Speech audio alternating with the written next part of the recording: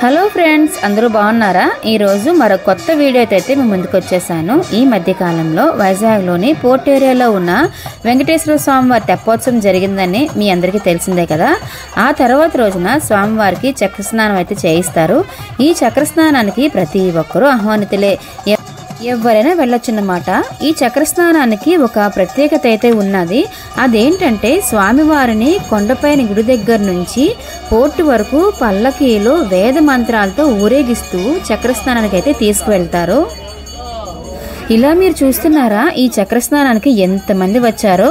వాళ్ళతో పాటు ఈ పల్లకీనైతే నేను కూడా మోసుకొని వెళ్ళాను. నాకైతే ఈ పల్లకీ సేవ దొరికినందుకు చాలా సంతోషపడ్డాను నేనైతే.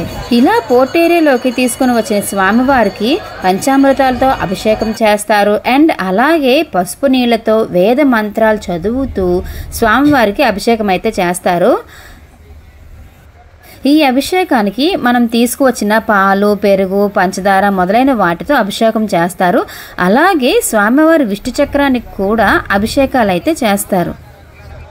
అలా అభిషేకం చేసిన నీళ్లు భక్తులపై చల్లుతారు. మిగిలిన నీళ్లు స్వామివారి చక్రస్నానానికి అయితే వాడతారు. ఈ స్నానానికి కావలసిన నీళ్లు ఇక్కడ సముద్రం నీళ్ళలోనే వాడతారు. ఎందుకంటే స్వామివారు ఇక్కడ ఈ సముద్రం నుంచి స్వయంభుగా వెలిశారు కాబట్టి. ఇక్కడ పూజలు చేసిన విగ్రహానికి చక్రస్నానం చేసిన నీళ్లు, అంటే స్వామివారిని తాకిన నీళ్లు డైరెక్ట్గా మన మీద పడేలా ఇక్కడ చక్రస్నానం చేయిస్తారండి. అది ఎలా అంటే ఇక్కడ ఆనవాయితీ ప్రకారం ముందుగా అర్చకులకి, తర్వాత సేవకులకి, తర్వాత ఇక్కడికి వచ్చిన ప్రతి భక్తులకి ఈ చక్రస్నానం చేయిస్తారు.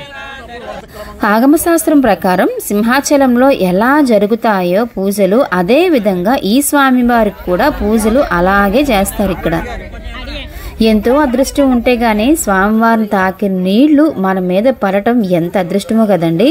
ఇలాంటి అవకాశం మాకు కూడా వచ్చినందుకైతే మాకైతే చాలా ఆనందంగా ఉన్నది.